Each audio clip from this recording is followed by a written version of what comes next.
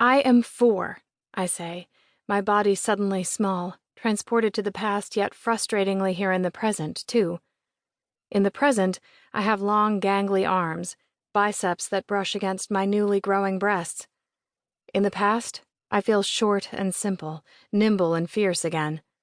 The wind in my mind sweeps across my skin, goose flesh rippling down my arms. No, no, no. My body cannot betray me. Not here. Not now.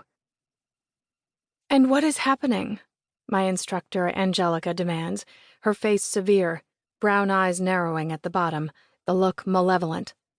Her hair is pulled back in a tight bun, cheekbones sharp enough to cut rope. All of her attention is focused on me. My body flushes. In spite of the risk, I like being the center of attention. I did not know this about myself until now. All eyes in the classroom are on me. Jason smirks, arms crossed over his broad chest, his whole demeanor designed to intimidate. With dark hair and bushy, thick eyebrows that remind me of dangerous predators in the woods outside our door, Jason's body language matches his personality. In our cohort, I am the weakest. I am the one he targets. I am the one he knows he can defeat. Watching me squirm is entertainment for him. It's fun. There is a woman. She is smiling, I say, struggling to raise my whisper. Be bold, I tell myself. Chin up. Angelica blinks. Reaching up, she scratches the hollow of her eye under the large tortoiseshell glasses she always wears. An epic eye roll from Jason is squelched instantly when he sees my sister on the periphery watching him. My twin, unlike me, makes people think twice. She can intimidate, too. Is her smile good? Angelica asks. The woman. Good? The shake in my voice alarms me. We're never to show fear. Fear is what we instill in others. What emotion is she covering with her smile? I am not allowed to close my eyes to conjure the memory of the dream. Weakness is not allowed. To not know the layer beneath the smile is a failure. And failure means death. You think what you did back there was brave? Romeo says to me as I follow him, rage roasting my skin from the inside out. Nothing he said in the classroom was different from anything he said before. This time, though, tipped me over. Kina was lying. They couldn't see it, couldn't detect it. They couldn't fathom that she's smart enough to outwit them. Why does she feel the need to outwit them?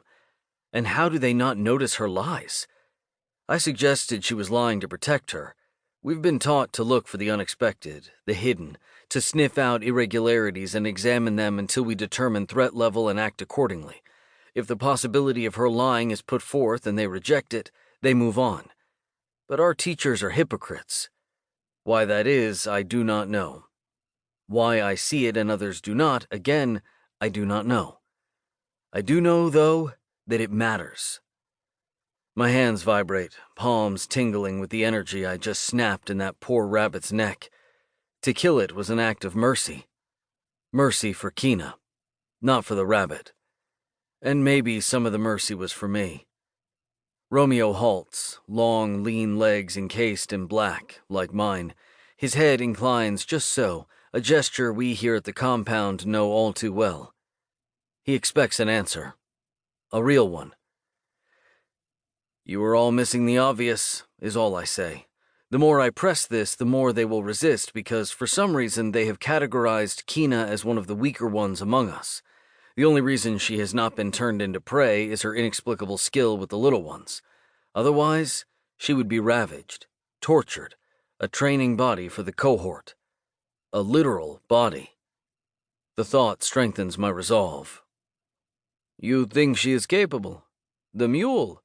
He asks, in a voice that strains to be casual, his light Eastern European accent becoming thicker with incredulity. Of deception. Aren't we all? That's what you've taught us. What the hell is your mission, Callum? Raking a hand through his crow's feather hair, he seems to be so hyped that he's practically vibrating. The same as yours.